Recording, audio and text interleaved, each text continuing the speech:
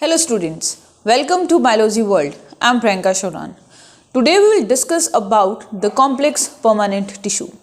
तो जो simple permanent tissue है दैट इज पेरेन्काइमा, कोलेनकाइमा और स्क्लेरेन्काइमा, वो हमने पिछली वीडियो में कंप्लीट कर लिया था और आज हम पढ़ेंगे कॉम्प्लेक्स परमानेंट टिश्यू। दो तरह का होता है, ठीक है, जाइलम और फ्लोएम। तो आज की वीडियो में हम कवर करेंगे सिर्फ जाइलम को। जो सिंपल परमानेंट टिश्यू है, सिंपल और परमानेंट मतलब एक तरह की सेल से बना हुआ टिश्यू जिसके अंदर डिवाइड करने की एबिलिटी नहीं है। वैसे ही जो कॉम्प्लेक्स परमानेंट टिश्यू है, कॉम्प्लेक्स का मतलब है जो डिफरेंट टाइप की सेल से बना हुआ हो, जो डिफरेंट टाइप की सेल से बना हुआ हो। परमानेंट जिसके अंदर डिवाइड करने की एबिलिटी ना हो, ठीक है, जिसके अंदर डिवाइड करने की एबिलिटी ना हो, वो क्या कहलाता है, that is complex permanent tissue. तो दो तरह के कॉम्प्लेक्स परमानेंट टिश्यू होते हैं, जाइलम एंड फ्लोएम। क्या है, जाइलम और फ्लोएम। हम शुरू से पढ़ते आ रहे हैं, I think 5th 6th class में जो इन टिश्यूज़ के बारे में, जाइलम फ्लोएम के बारे में हमारी बुक्स में आ जाता है। EVS बोल दो चाहे साइंस बोल दो। तो जाइलम जो वाटर को ट्रांसपोर्ट करवाता है और फ्लोएम जो प्लांट्स में फूड को ट्रांसपोर्ट करवाता है। तो जो जाइलम है, ठीक है, इसको हम क्या कहते हैं, इसको हम हेड्रम भी बोलते हैं। क्या बोलते हैं, हेड्रम भी जाइलम का नाम है, दूसरा नाम है।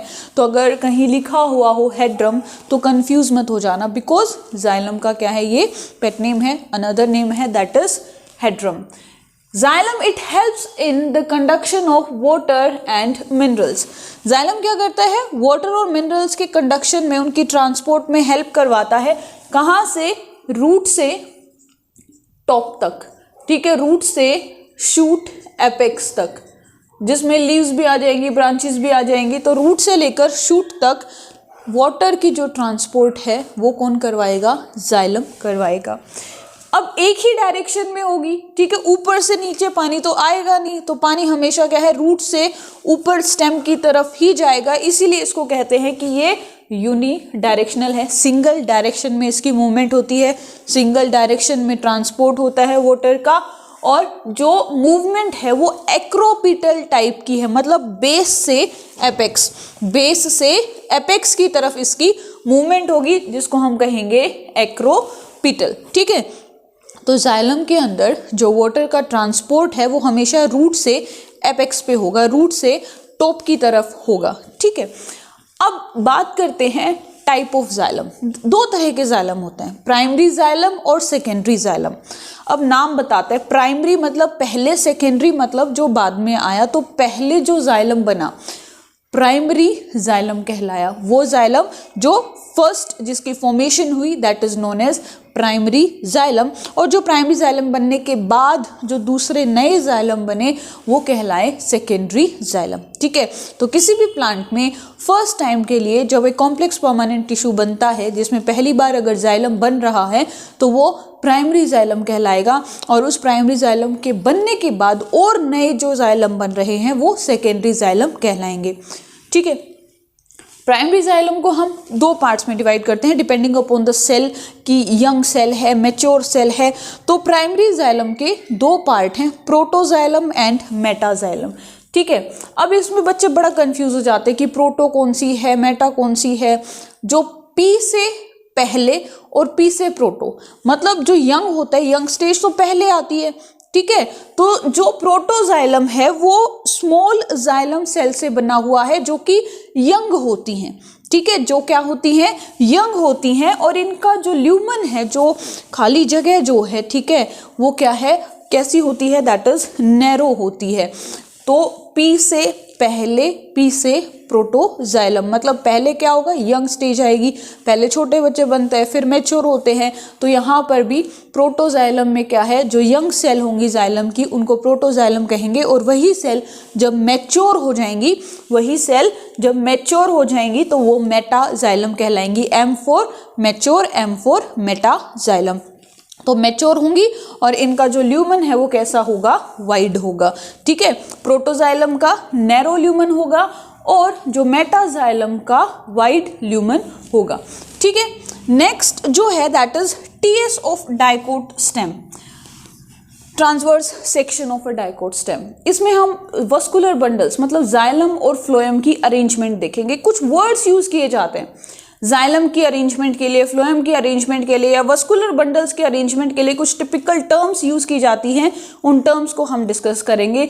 तो जब किसी भी डाइकोटिलेडन स्टेम है उसका हम ट्रांसवर्स सेक्शन देखते हैं, उसको ट्रांसवर्स कट करके जब हम उसका सेक्शन देखेंगे तो उसमें क्या नजर आता है, सेंटर में क्या है, पिथ प्रेजेंट है और इस सेम रेडियाई पे, सेम रेडियस पे जाइलम भी प्रेजेंट है। ठीक है, जैसे ये जाइलम होगी और ये बाहर की तरफ क्या है, दैट इज फ्लोएम।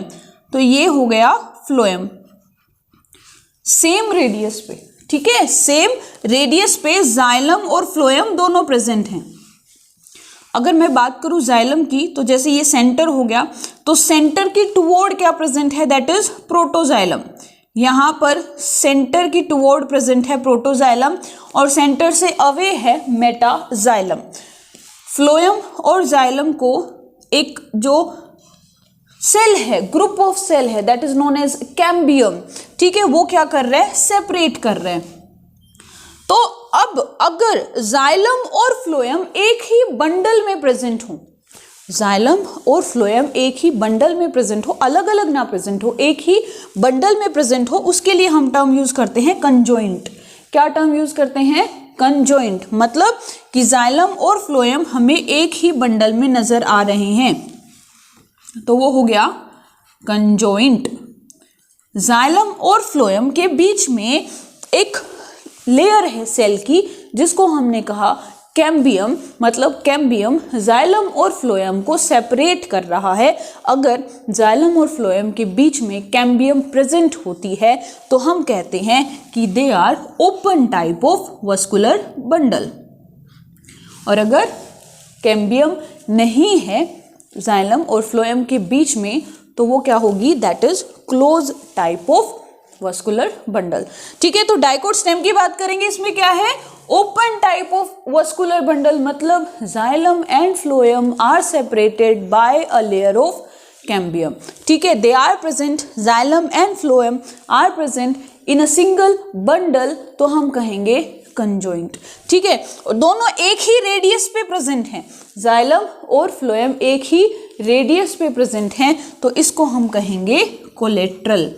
क्या कहेंगे, कोलेट्रल।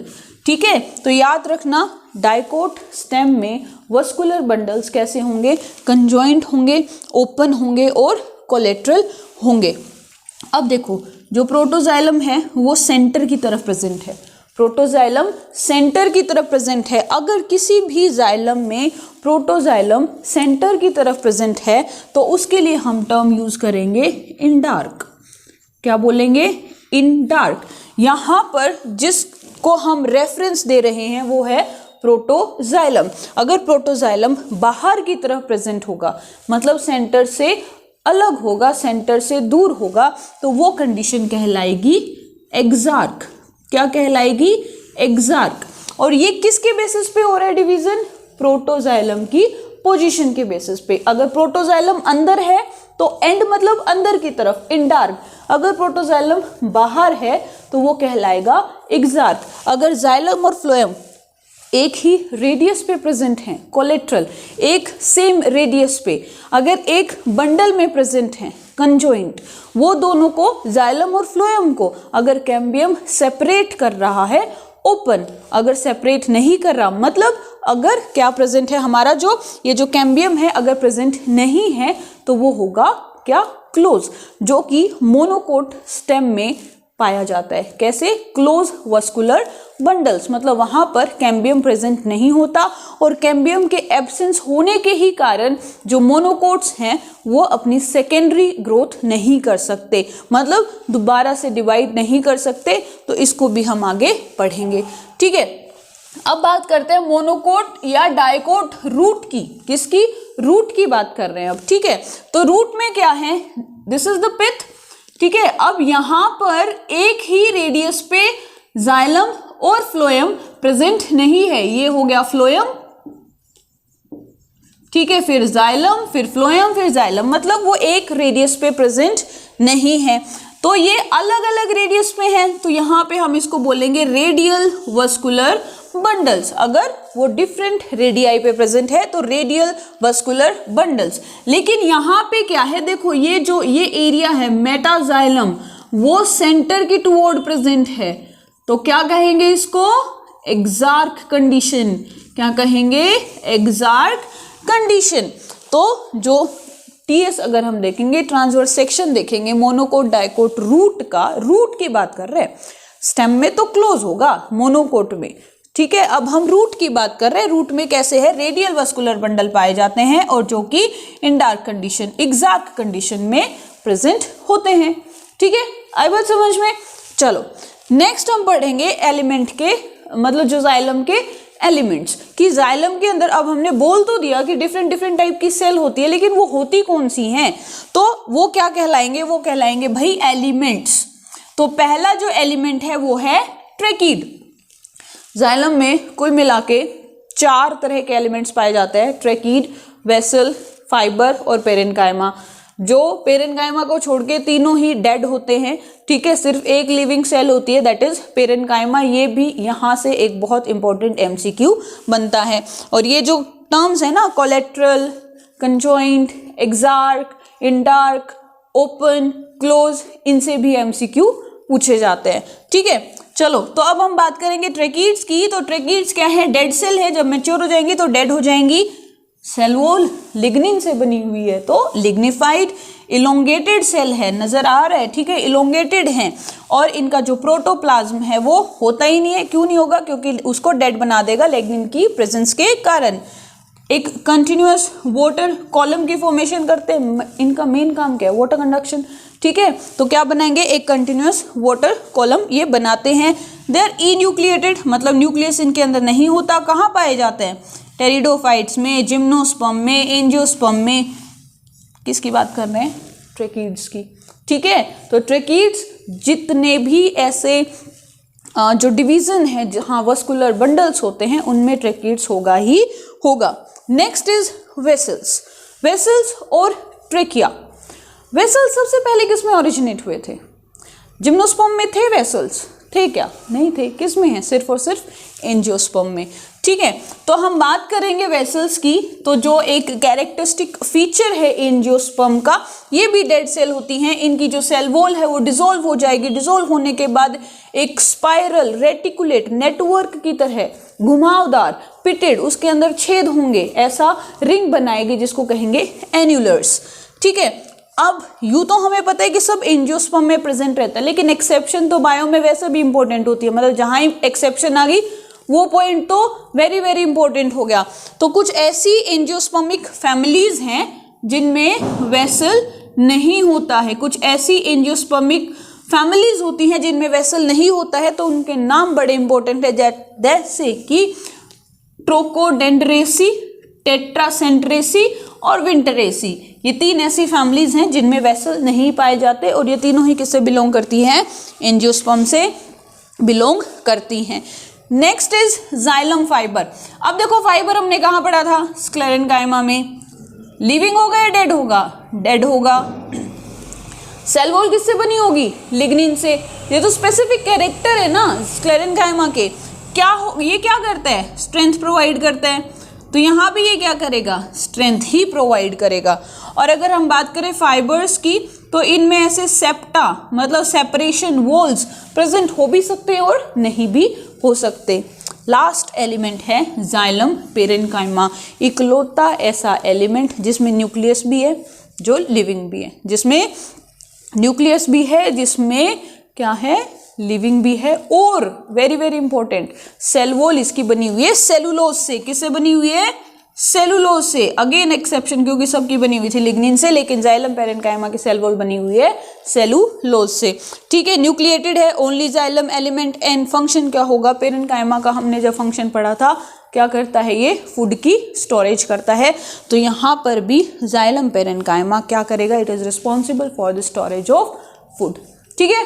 तो ये था किसके बारे में, जाइलम के बारे में। नेक्स्ट वीडियो में हम पढ़ेंगे फ्लोएम के बारे में, फ्लोएम के एलिमेंट्स, इसके type, terms. So that's it for today. If you like my video then please share and subscribe my channel. Thank you.